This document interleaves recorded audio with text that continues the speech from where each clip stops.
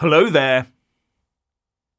A damning new report by 20 lawyers and 20 data scientists shows that the age of the BBC must now end.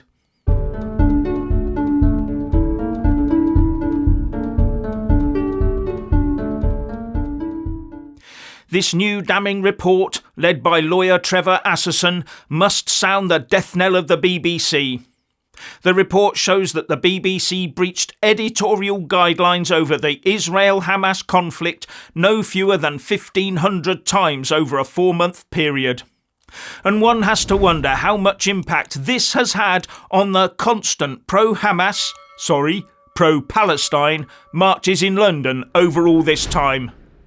Especially when this research by 20 lawyers and 20 data scientists using AI analysing 9 million words of BBC output showed there was a deeply worrying pattern of bias against Israel.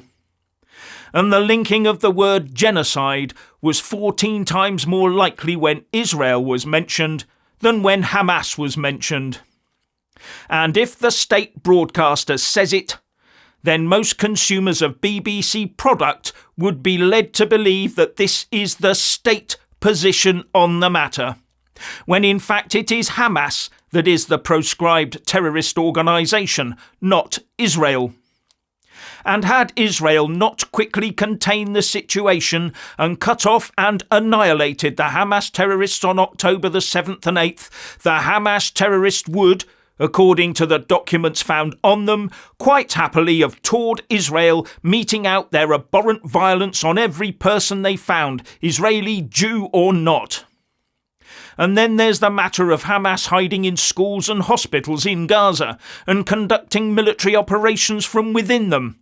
War crimes in their own right, and something that converts those buildings into legitimate military targets under international law. And how proudly the Hamas terrorists and their supporters parade the dead children of Gaza that they themselves hide behind when the shooting starts.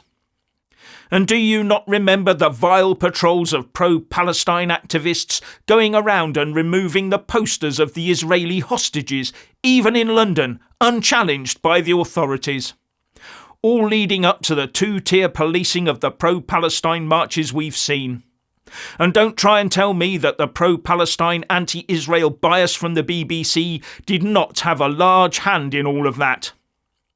And what makes it worse is that BBC researchers will be acutely aware of, or should be, the Hamas Covenant of 1988 and its 2017 revision.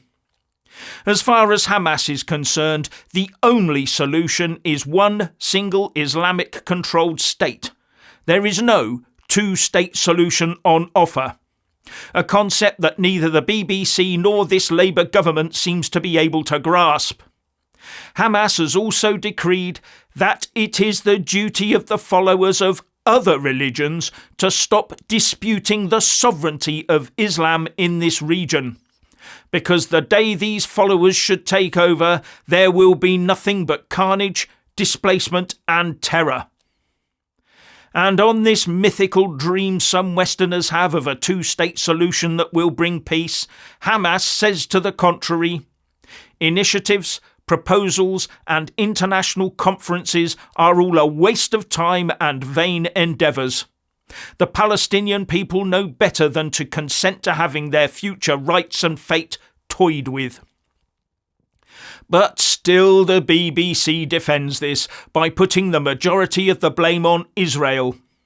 And why should Israel be forced to negotiate with a body that, together with its useful Western idiots, continually spouts the blood-curdling genocidal chant of "from the river to the sea"? Now, before the Israelis decided to leave the Gaza Strip to its own devices in 2005, due to the heavy human and financial cost, the Israeli government and the Palestinian Authority had cooperated on trying to redevelop the area. But according to one source who was considered to be an expert on this issue, Maurice Ostrov, he submitted a memorandum to the UK government in 2006 saying that all these efforts had been thwarted, and gave one example. The GIE zone became the target of deadly Palestinian attacks, leading to the closure of the enterprise. In one typical attack, a female suicide bomber detonated a bomb at the Erez crossing, killing 4 Israelis and wounding 10, as well as destroying part of the facility. Hamas and the Fatah al-Aqsa Martyrs Brigades claimed joint responsibility. Anything to hurt Palestinian-Israel relations. That's what Hamas does. And one of the Palestinian factory owners, who was part of a joint project, told the reporter that it's simply stupid. Whoever ordered the bombing must have known that 30,000 mouths depend on our employment here. After all, this hurts us, the Palestinians, much more than it does the Israelis. Ostrov also said that respected Arab journalist Khaled Abu Tomei reported that Gazan gunmen wantonly destroyed thousands of greenhouses and other projects left behind by the Jewish settlers, projects that could have provided income for over 4,500 families. And that's from nearly 20 years ago. The BBC will have access to all of this sort of stuff, but has decided that it's all the fault of Israel. I do have to wonder who's advising the BBC on all of this. Now, on the back of the recent Trevor Assasson report, former BBC executive Danny Cohen warned that there is now an institutional crisis within the BBC and has called for an independent inquiry into it. Backed by both the Campaign Against Anti-Semitism and the National Jewish Assembly. While a former Labour minister, Lord Austin, said the BBC was displaying a high-handed arrogance by dismissing claims that it is biased. But the lawyers and experts who looked into it said the BBC had breached 1,553 of the BBC's editorial guidelines on such things as impartiality, accuracy, editorial values, and the public interest. Well, that's pretty broad then, isn't it? The findings reveal a deeply worrying pattern of bias and multiple breaches by the BBC of its own editorial guidelines on impartiality, fairness, and establishing the truth, said the report. And it points the finger at certain BBC journalists whose neutrality on this issue is at best highly questionable, allegedly. And also says that the BBC's own Arabic channel is one of the most biased of all the global media outlets where the Israel-Hamas conflict is concerned. Something that should ring huge alarm bells throughout government. Because the BBC has always shaped global thinking through its external broadcasting. And it looks to me like there's been zero oversight on this. Or worse, it's being driven from the top somewhere. And isn't this sort of output at odds with stated government policy? Well, probably not, if it was all left to the likes of David Lammy.